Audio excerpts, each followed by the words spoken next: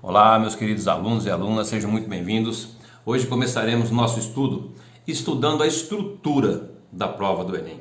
Para isso a gente vai fazer alguns questionamentos, responder algumas perguntas bem frequentes que os alunos têm. Vamos responder algumas dúvidas que existem, muito comuns, frequentes, pertinentes e muito importantes, certo? Vem comigo aqui no slide. Bom, galera, então é o seguinte, o objetivo desse vídeo é esclarecer essas dúvidas que é de suma importância para nós conhecermos a estrutura da avaliação do Enem, ok? Qual é a primeira delas? Primeiro questionamento, digamos assim. O primeiro questionamento é esse, olha, por que dois alunos com o mesmo número de acertos possuem pontuações diferentes? Ou vice-versa. Um aluno que tira uma pontuação maior acertou o menor número de questão. E quanto que isso pode variar? E mais, como funciona essa variação? Certo? Como que essa variação funciona? Então, para responder essa questão número 1, na verdade a gente tem que entender qual é a relação entre número de acertos e pontuação. É exatamente isso, como que isso funciona. Questão número 2. Quantas questões eu devo acertar para tirar 700 pontos, por exemplo, em matemática ou em ciências da natureza? Existe um número certo de questões para eu tirar 700, ou tirar 800, ou tirar 900 pontos? Quantos pontos eu preciso para conseguir um financiamento no SISU, no ProUni, em determinada instituição, em determinado curso que eu almejo, matemática, medicina, física, educação física, veterinária, medicina veterinária? Então, quantos pontos eu preciso acertar e quantas questões eu preciso acertar para tirar aquela pontuação? Vem comigo aqui, galera.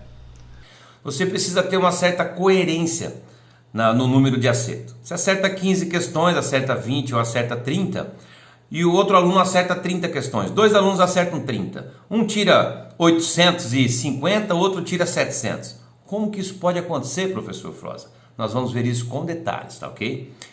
Na verdade, os acertos, adiantando um pouquinho a resposta, né, tem que ter uma coerência pedagógica. E nós vamos ver com detalhes o que é essa coerência pedagógica, como que isso funciona. Ou seja, as respostas das questões têm que ter uma coesão, porque a prova também ela é feita com esse objetivo. É como se existisse um pesca-chute no Enem. E nós vamos ver isso com detalhes, ok? Volta comigo aqui. Terceira questão. Quais os conteúdos mais cobrados? Professor Froza, mas vem cá, não varia de ano para ano? Não é uma prova diferente a cada ano? Como que isso funciona? Vem comigo de novo aqui. De fato, pessoal, você fala assim, professor Froza, mas a prova não muda todo ano? Muda. Olha, todo ano são 4 modelos de prova. Geralmente são 4 cores diferentes, certo? 4 no primeiro dia, 4 no segundo dia. Dessas 4 provas, da primeira ou segunda aplicação, não muda, as questões não mudam, muda só a ordem das questões, certo? Porém, o Enem ele existe há mais de 20 anos. Se você quiser conhecer um pouquinho mais, assista aquela aula da história do Enem, eu explico mais ou menos toda a evolução que o Enem teve nesses 22 anos, 21 anos, agora vai para o 22º ano, se eu não me engano. Mas enfim, o que acontece? Esses 20 anos que o Enem vem acontecendo, nos permite mapear a prova, mapear as várias avaliações que aconteceram. Então eles priorizam sim conteúdos que têm uma aplicação mais imediata no cotidiano, que você consegue encaixar aquela teoria em alguma situação que tenha um pouco mais de sentido. Eu particularmente sou fã da avaliação do Enem e venho estudando o Enem há muito tempo, então é possível sim, totalmente possível, saber quais os conteúdos que mais caem. E isso é de suma importância, ok? Volta comigo aqui. Próxima questão. Qual estratégia que eu devo usar para fazer a avaliação? Bom, cada um se familiariza com um tipo de estratégia. depende muito do aluno, certo? O problema é você ir para a avaliação sem nenhuma estratégia para controlar o seu tempo, certo? Para resolver as questões, estratégias de resolução, como é que você vai abordar essa prova? E para isso, a gente tem que responder esse questionamento todo, ou seja, entender como que a prova funciona, e aí sim, eu criei uma estratégia mais ou menos que universal, não é que eu criei, ela já existe, muitas pessoas utilizam, eu vou passar para vocês. E vocês vão sim com uma estratégia de controle de tempo, de resolução de questão, de anotações, com vários cuidados para você não cair naquela armadilha do tempo. De repente você se pegar sem tempo para fazer a prova. Porque vem comigo aqui, pessoal, olha só. Você já fez várias provas de matemática, talvez já tenha feito até o Enem ou alguns vestibulares, ou até mesmo simulados aí na sua escola, seja ela pública ou privada. Se você se distrai, se interte um pouquinho, digamos assim, com uma questão de matemática, às vezes passa meia hora, 40 minutos e você não percebe. Então tem que tomar muito cuidado com isso. Primeiro, nas questões fáceis, que você vai resolver rapidamente, tomar cuidado com as armadilhas, as pegadinhas do Enem. E nas questões medianas, às vezes a questão parece fácil, mas no meio do caminho ela foi feita exatamente para isso, para parecer fácil ali. Eu já vi vários alunos reclamarem assim, professor, eu fiquei nessa questão aí, eu acho que meia hora. Não pode acontecer isso, pessoal, senão você vai desperdiçar um tempo em uma questão. Por isso que a gente vai priorizar e vai criar uma estratégia para isso não acontecer. E você tem que aplicar essa estratégia criada já nos estudos, para você chegar lá na prova do Enem e já estar habituado com aquela técnica, ok? Eu não estou falando aqui de tomar cuidado com a alimentação, dormir bem, que são estratégias também que você tem que tomar um cuidado antes da prova, na semana da prova, relaxar. Cada um tem um jeito de ficar relaxado e ficar preparado para essa guerra, certo? Porém, a estratégia de resolução tem algumas coisas muito comuns que tem que ser levado em consideração. E é essas que eu vou passar para vocês. Volta comigo aqui. Bom, pessoal, fora isso, o que a gente vai estudar muito, praticamente 90% do curso está focado nessa questão aqui, como eu me preparo para resolver as questões de matemática. E esse ponto é muito importante e praticamente, como eu acabei de falar, nós vamos ficar aqui 80 a 90% do curso focado nisso, em como resolver as questões, e eu desenvolvi um método, vem comigo aqui. Então eu desenvolvi um método que você não precisa ficar estudando matemática com vários livros para ficar relembrando a teoria, mesmo porque os livros de matemática, a gente não aprendeu muito na escola a ler um livro de matemática, a voltar, a olhar exemplos resolvidos. A gente não aprendeu muito bem a fazer isso. Nós vamos estudar utilizando a internet. O objetivo desse método que eu criei é te tornar independente nos estudos de matemática, quiçá em outras disciplinas também, ok? Então, o que acontece? Você vai primeiro interpretar o texto.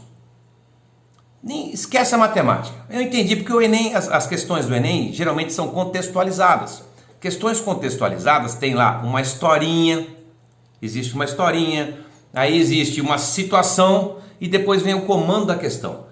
Nem todas, às vezes a historinha é um pouco maior e não tem nada a ver. Por mais que você não entenda a história, você não precisa dela para resolver a questão.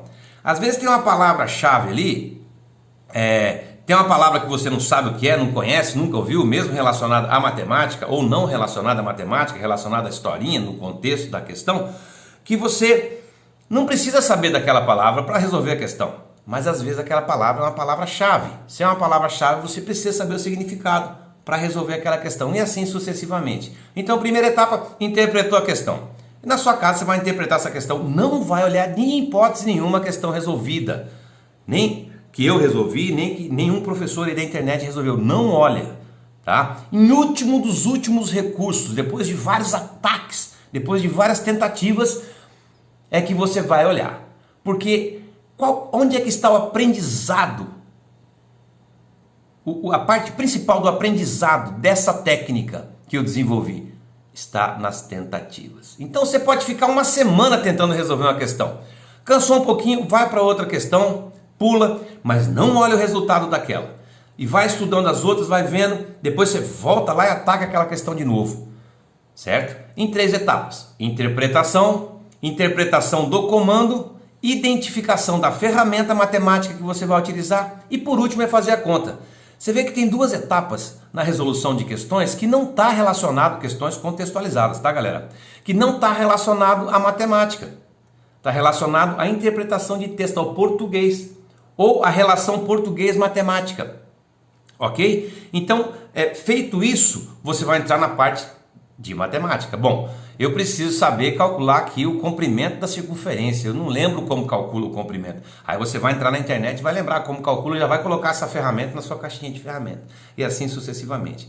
Nós vamos estar resolvendo vários exercícios aí, aplicando essa técnica. E o objetivo é que você aplique essa técnica e crie a independência nos seus estudos. Esse é o principal objetivo desse curso. Ok, pessoal? Então, na próxima aula, a gente vai começar respondendo a pergunta número 1. Vamos responder em um vídeo. Vou procurar criar vídeos curtos aqui, para que você assista rapidamente e entenda de maneira fácil. Para isso que você adquiriu esse curso aqui, para você otimizar seus estudos. Ok? Então, vou gravar um vídeo para a resposta de cada pergunta dessas 5.